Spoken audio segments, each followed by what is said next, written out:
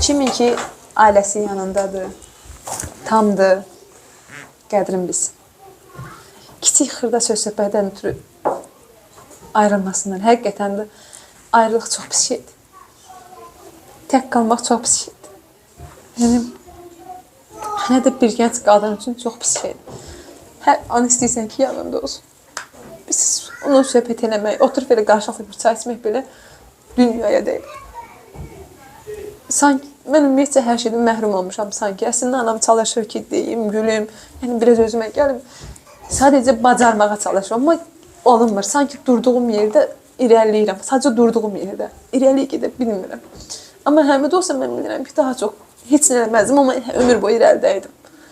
Həmid deyirdi ki, şəhid olmuş, şəhid ol. Mən böyük arzusuydu Həmidin.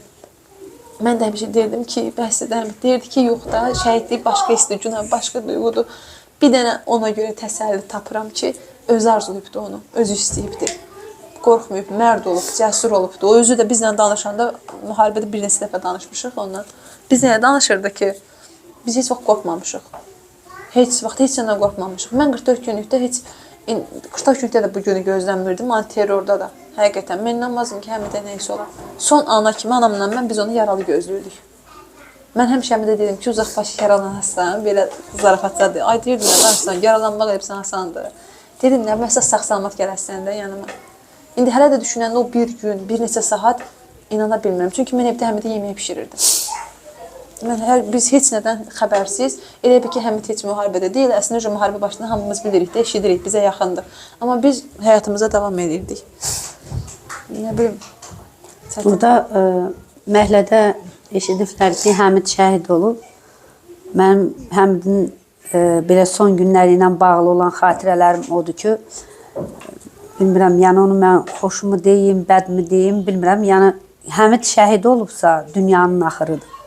Yəni, Günay qızım deyir ki, yəni biz onu, yəni nəinki biz, yəni ətrafda Həmidə Həmid kimi bilənlər də onun şəhid olarmı, Həmid gedərmi, biz onu başqa cür deyə bilmirik, yəni bizim yanımızdan gedərmi, yəni yalnız biz yox, ətrafdakılar da inanmayıb.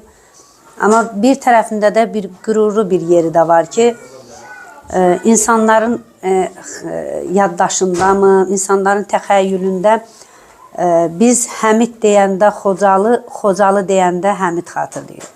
Ona görə ki, yəni 44 günlük vətən müharibəsindən sonra o Ağdərə, ondan sonra Xankəndi, Xocalının digər işğal altında olan kəndləri hələ ki, yəni hamımıza məlumdur ki, qalır.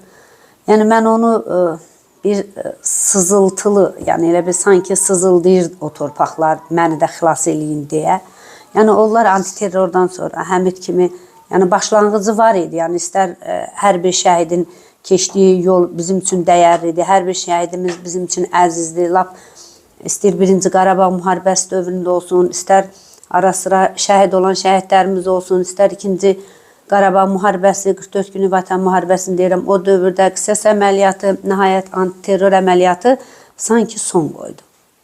Onlar Həmid 44 günlük yəqin dinləməndə dinlədiniz. Orada deyir ki, arzum, yəni son damla qanımın son alınan torpağa tökülməsidir. Yəni biz ha götür qoy eləyirik ki, yəni niyə belə oldu, niyə oldu, amma deyirik ki, öz arzusudur. Yəni də bir ana olaraq həmişə deyirəm ki, şəhadətin təsəllimdə olub.